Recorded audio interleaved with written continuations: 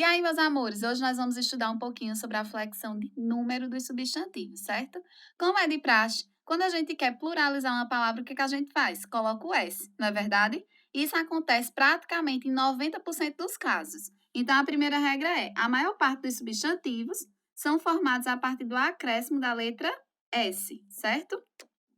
Então, a gente acrescenta aqui, ó, a letra S, ó, telha, telhas, livro, livros. E os substantivos terminados em R, S ou Z, a gente vai acrescentar o quê? O ES. Por exemplo, radar. Se eu quiser pluralizar a palavra radar, vai ficar radares.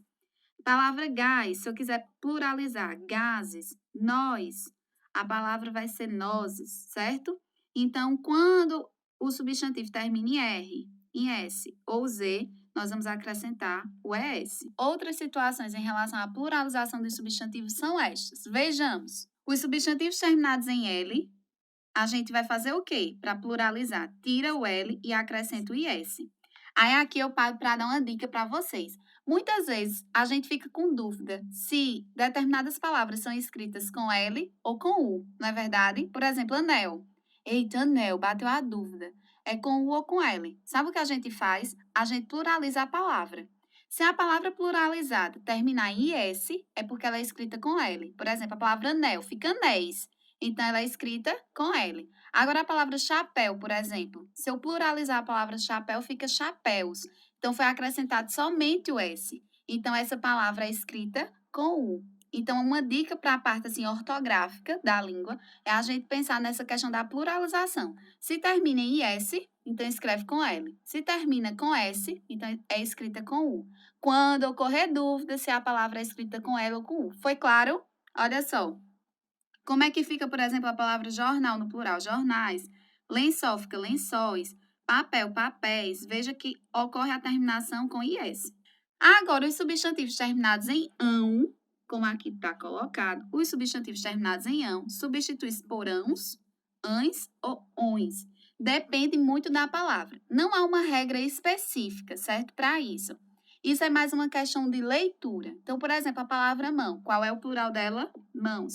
Palavra pão, pães, mamão, ões. É só para vocês se ligarem de que, quando a palavra terminar com ão, pode ser ãos, pode ser ães e pode ser ões. Depende de qual palavra é, certo? Olha só, gente, outra regra é o seguinte: substantivos terminados em zito e zinho, nós pluralizamos a palavra base e a terminação, né? No caso, eu vou acrescentar na palavra base essas terminações aqui, zinho. Então, eu vou pluralizar, ó, anel. Se eu quiser dizer anelzinho, eu vou dizer anéisinhos. Eu pluralizei a palavra anel e acrescentei os zinhos. A palavra limão. Se eu quiser pluralizar e ainda colocar o zinho, eu vou colocar limõezinhos. Ó, eu pluralizo tanto a base e depois eu faço o acréscimo. Eu não posso fazer o acréscimo, por exemplo, sem pluralizar a base. Eu não posso dizer limãozinho, eu digo limõezinhos. Os substantivos terminados em S e X são invariáveis. Aí, o que é que vai determinar se a palavra está no plural ou no singular? Os artigos. Olha só, o pires.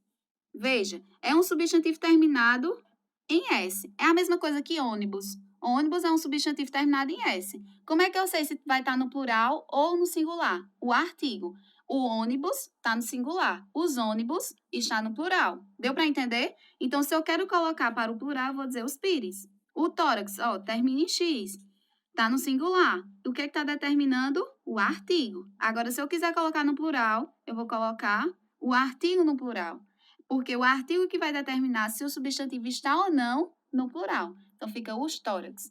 Mas isso só acontece quando o substantivo termina em S ou em X. Na próxima aula, nós vamos ver a questão do grau dos substantivos. Eu vou te dar todas as coordenadas. Cheiro!